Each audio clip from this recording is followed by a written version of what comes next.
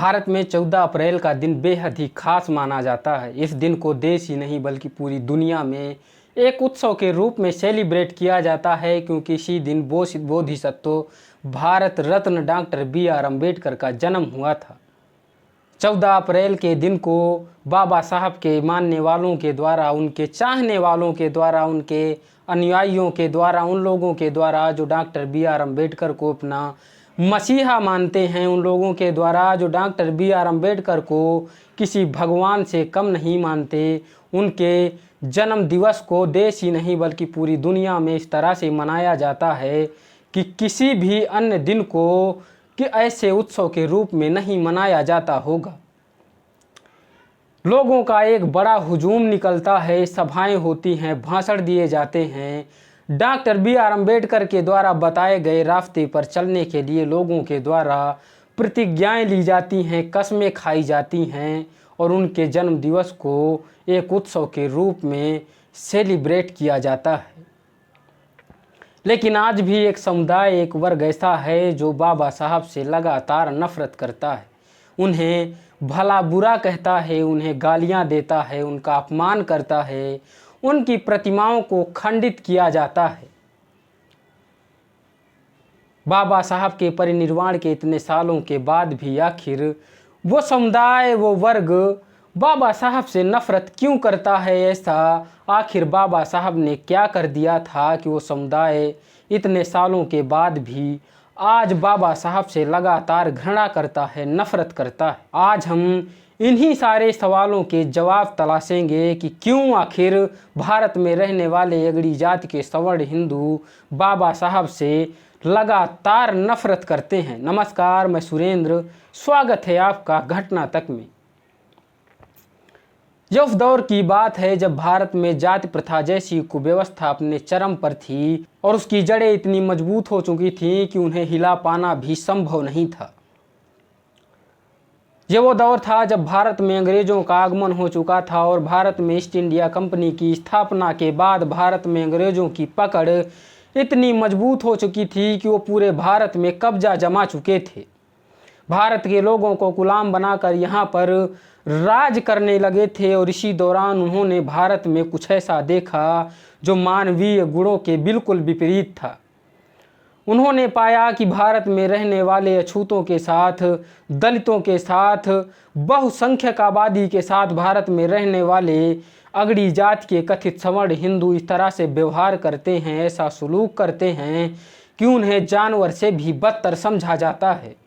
और इसीलिए अंग्रेजों ने मानवीय गुणों के आधार पर भारत में रहने वाली बहुसंख्यक आबादी दलितों को, अछूतों को उनके हक और अधिकार दिलाने के लिए कुछ नियम और कानून बनाने शुरू कर दिए। फिर वो चाहे सती प्रथा को समाप्त करना हो, दलितों अछूतों के लिए स्कूलों के दरवाजे खोलना हो, उन्हें संपत्ति का अधिकार देना हो, या फिर नौकरी पेशे करने में उनको हक देना हो।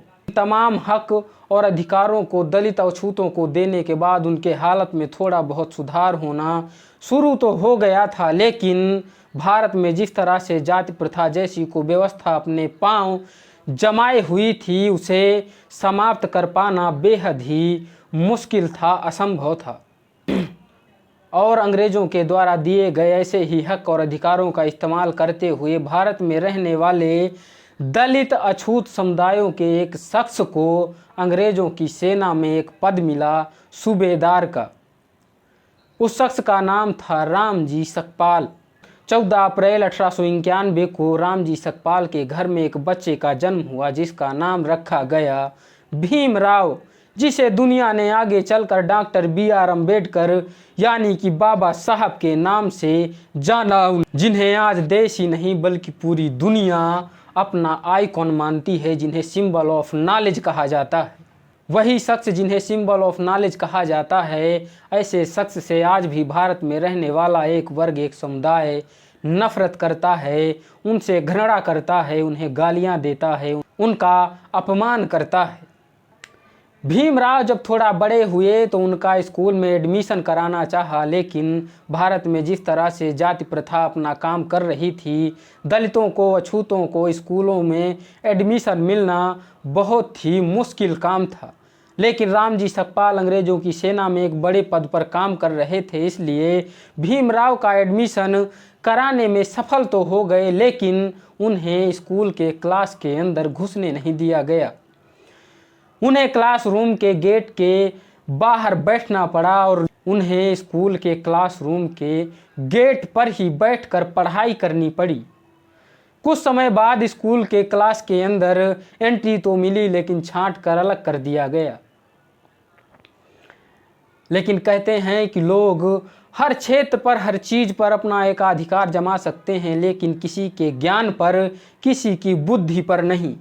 और भीमराव पढ़ने में इतना तेज थे, उनकी बुद्धि इतनी प्रखर थी कि पूरे स्कूल में उनकी बुद्धि का मुकाबला कर पाना किसी के लिए संभव नहीं था। बताते हैं कि जब भीमराव चौथी क्लास पास कर गए तो उनके परिवार में, उनके पूरे समुदाय में एक उत्सव मनाया गया था, सिर्फ इसलिए कि आज तक किसी ने उनके समुदाय से इतनी ज़्यादा पढ़ाई नहीं की थी। अब आप समझिए कि आप एक ऐसे लड़के से कैसे नफरत कर सकते हैं जिसे स्कूल में एडमिशन नहीं दिया गया तो स्कूल के अंदर घुसने नहीं दिया गया, और अगर घुस पाया तो उसे छांट कर अलग बिठा दिया गया।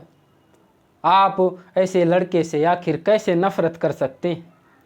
आप ऐसे लड़के से आखिर कैसे नफरत कर सकते हैं जिसे कभी किसी नाई ने उसके बाल काटने से मना कर दिया था, सिर्फ इसलिए कि वो जाति का दलित था, अछूत था, महार था। आप किसी लड़के से कैसे नफरत कर सकते हैं जिसे कभी तांगे वाले ने तांगे पर बिठाने से मना कर दिया था, सिर्फ इसलिए कि वो लड़का अछूत जाति का था। बाबा साहब जब बड़े हुए तो उनकी बुद्धि को देखते हुए, उनकी प्रखर बुद्धि को देखते हुए बड़ौदा महाराजा ने उन्हें पढ़ाई करने के लिए फेलोशिप दी, जिसके बाद वो विदेश गए और पढ़ाई करने लगे। लेकिन उनकी पढ़ाई करने के लिए पैसे कम पड़ने लगे तो उनकी पत्नी रमाबाई ने लोगों के घरे में बर्तन मांजे, गोबर के उपले बनाए, और जो पैसे मिलते थे वो डॉक्टर B.R. अम्बेडकर बाबा साहब को पढ़ाई के लिए भेज दिया जाता था। और एक समय ऐसा आया कि जब उनकी पढ़ाई के लिए पैसे नहीं थे तो उन्हें मजबूरी में अपनी पढ़ाई छोड़कर वापस आना पड़ा। उन्होंने बड़ौदा महाराजा के यहाँ एग्रीमेंट किया था कि जो विदेश से पढ़ाई करके वापस लौटेंगे तो वो उनके यहाँ नौकरी करेंगे, और इसीलिए जब वो बड़ौदा महाराजा के यहाँ नौकरी करने के लिए पहुँचे तो आलम ऐसा था कि उन्हें किसी ने रहने के लिए मकान नहीं दिया।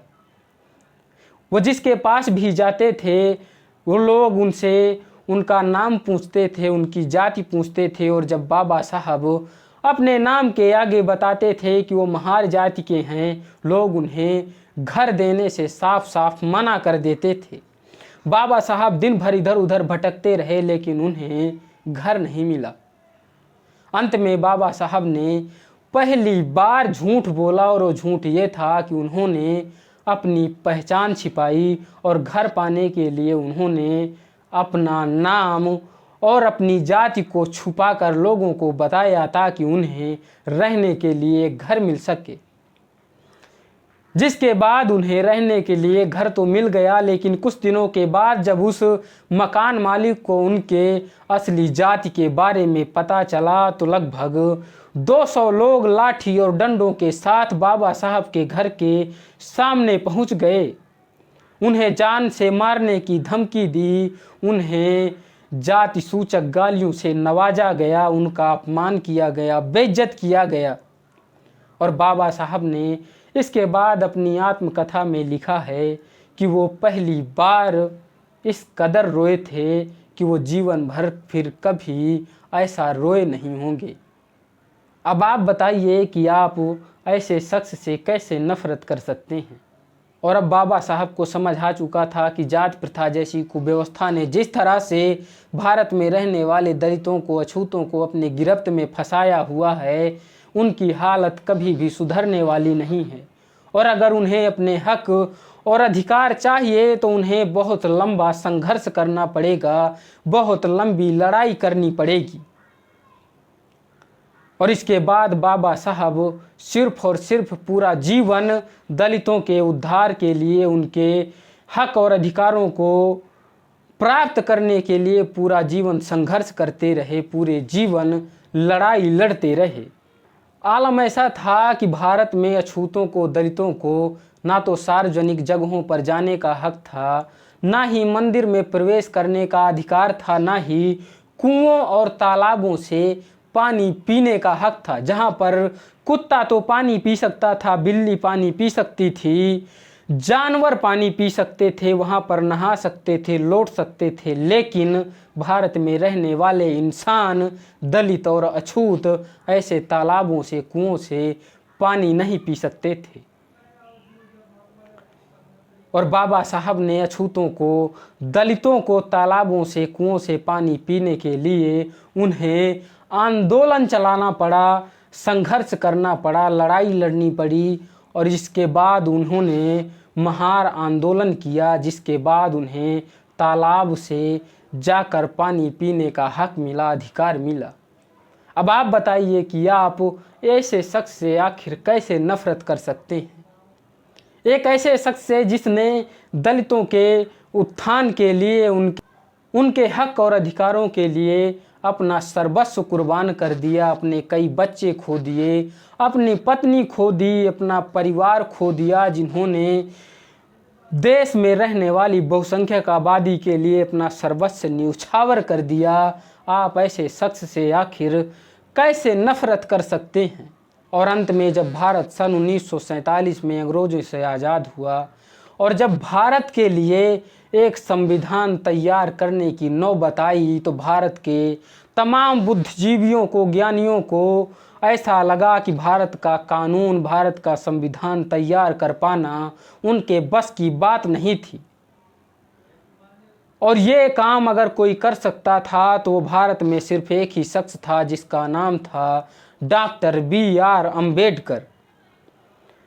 वो शख्स जिसके साथ तमाम उम्र भेदभाव किया गया, जिसके साथ ऐसा व्यवहार किया गया, ऐसा सलूक किया गया कि जिसे जानवर से भी बदतर समझा गया, उस व्यक्ति को भारत का संविधान लिखने के लिए जब कहा गया, जब भारत में रहने वाले लोगों के लिए नियम और कानून बनाने का जिम्मा दिया गया, तो उस शख्स ने किसी भी प्रकार की, किसी के लिए भी, चाहे वो देश में रहने वाले अछूत हों, दलित हों, पिछड़े हों, आदिवासी हों, या फिर उनके साथ भेदभाव करने वाले अगड़ी जाति के सवर्ण हिंदू, किसी के लिए भी उनके मन में किसी भी प्रकार का द्वेष नहीं था, किसी भी प्रकार का क्लेश नहीं था। उन्होंने जो भी नियम बनाए सबके लिए समान बनाए, जो भी कानून बनाए सबके लिए एक समान बनाए। और उन्होंने जब संविधान तैयार किया तो उसमें सबको बराबर का हक दिया गया, सबको बराबर का अधिकार दिया गया। और उन्होंने जो भी नियम कानून बनाए सबके लिए एक समान बनाए। उन्होंने कोई भी ऐसा नियम नहीं बनाया, कोई भी ऐसा कानून नहीं बनाया जो भारत में रहने वाले किसी भी समुदाय के साथ भेदभाव करता हो, किसी भी समुदाय के प्रति द्वेष रखता हो। अब आप ही बताइए कि आप ऐसे शख्स से कैसे नफरत कर सकते हैं? ऐसे शख्स से जिसके जाति के नाम पर कभी किसी नाई ने बाल काटने से मना कर दिया, कभी किसी तांगे वाले ने तांगे पर बिठाने से मना कर दिया, कभी स्कूल के अंदर उसे छांट कर अलग बैठा दिया गया, कभी जाति के नाम पर उसे तालाब से पानी नहीं पीने दिया गया, कभी जाति के नाम पर उसे मकान नहीं दिया गया, कभी जाति के नाम पर उसके साथ मारपीट की गई, उसे बेइज्जत किया गया। और उस व्यक्ति ने जब भारत में रहने वाले ऐसे तमाम लोगों के लिए हक और अधिकार और उनके लिए समान नियम और कानून बनाए, तो किसी के लिए भी उनके मन में द्वेष नहीं था। आप ऐसे व्यक्ति के लिए आखिर अपने मन में नफरत कैसे पाल सकते हैं? उस व्यक्ति के लिए जिस व्यक्ति ने भारत में रहने वाली तमाम महिलाओं के लिए, बेटियों के लिए, स्त्रियों के लिए तमाम दरवाजे खोल दिए। फिर वो चाहे स्कूलों के दरवाजे थे, उन्हें संपत्ति में अधिकार देना था, उनके बाल विवाह पर रोक लगाने जैसे नियम थे, कानून थे, विधवा पुनर्विवाह जैसे नियम और कानून थे। आप ऐसे व्यक्ति के खिलाफ आखिर घृणा कैसे रख सकते हैं? क्या आपके पास एक भी कारण है कि आप बाबा साहब से नफरत करें? अगर है तो आप कमेंट करके ज़रूर बताएंगे, और अगर नहीं है तो उनका इस तरह से अपमान करना, उनको ऐसे बेइज्जत करना, उनको गाली देना, उनकी प्रतिमाओं को खंडित करना कृपया बंद कर दीजिए। आपके बाबा साहब से नफ़रत करने का सिर्फ एक ही कारण है, और वो कारण ये है कि आपने कभी भी बाबा साहब को पढ़ा ही नहीं, कभी बाबा साहब के बारे में जाना ही नहीं, ना तो उनके जीवन के बारे में, ना उनके संघर्ष के बारे में, और ना ही उनके ज्ञान के बारे में। अगर आप बाबा साहब के बारे में 10% भी जान लेंगे तो आप कभी भी डॉक्टर BR अम्बेडकर से नफ़रत नहीं करेंगे। तो मेरा आपसे यही अनुरोध है कि आप पहले बाबा साहब के बारे में जानिए, उनके बारे में पढ़िए, उनके जीवन को जानिए, उनके संघर्षों को जानिए, और इसके बाद अगर आपको लगता है कि आपके सामने एक भी ऐसा कारण है कि जिससे बाबा साहब से नफ़रत करना, उनसे घृणा करना ठीक है, तो ये फिर आपकी मर्ज़ी है। बाकी हमें तो नहीं लगता कि बाबा साहब से नफ़रत करने का एक भी कारण इस धरती पर मौजूद है। एक कारण हो सकता है जिसे अगर हम कहें तो वो कारण रिजर्वेशन यानी कि आरक्षण का हो सकता है, लेकिन मैं आपको बता दूं कि आरक्षण बाबा साहब की चाहत नहीं थी। बाबा साहब ने आरक्षण कभी भी मांगा नहीं था, उन्होंने कुछ और मांगा था, लेकिन बदले में उनको आरक्षण अपनी मर्जी से दिया गया था। तो अगर आप आरक्षण को लेकर बाबा साहब से नफ़रत करते हैं तो आपको समझने की ज़रूरत है। हम आरक्षण को लेकर किसी अन्य वीडियो में आपको विस्तार पूर्वक समझाएंगे कि आरक्षण कैसे मिला, क्यों मिला, और किन को मिला, और आखिर आरक्षण क्यों दिया गया। आरक्षण को लेकर आपके मन में जो भी सवाल हैं, हम सारे के सारे उन्हें सुलझाने का प्रयास करेंगे। तो अंत में हम हाथ जोड़कर आपसे बस यही कहना चाहते हैं कि आपको बाबा साहब के बारे में जानने की ज़रूरत है, उनके बारे में पढ़ने की ज़रूरत है, उनके संघर्षों के बारे में जानने की ज़रूरत है। तो हमारी ये जानकारी आपको कैसी लगी आप कमेंट करके ज़रूर बताएं। वीडियो को ज़्यादा से ज़्यादा लाइक करें, शेयर करें, और चैनल को सब्सक्राइब करना ना भूलें। मिलते हैं अगले वीडियो में किसी और जानकारी के साथ, किसी और कहानी के साथ, किसी और मुद्दे के साथ। तब तक के लिए नमस्कार।